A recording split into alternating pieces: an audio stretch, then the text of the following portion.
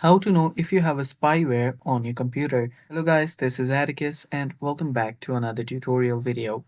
In today's video, I'll teach you guys how you can know if you have a spyware on your computer. So without any further ado, let's dive right into it.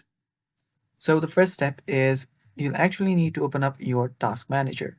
For that, you can right click on your taskbar and there you will get a pop-up that says Task Manager. Tap on it and open it up. So this is what your task manager looks like.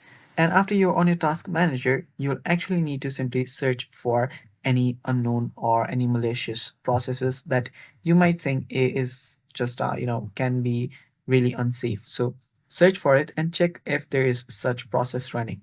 So if there is any process running and if you're not sure of that, what you can do is you can simply search on it online. You can check if someone else have the same problem, and if they did, if they resolved it, you can use that very process to resolve your problem as well.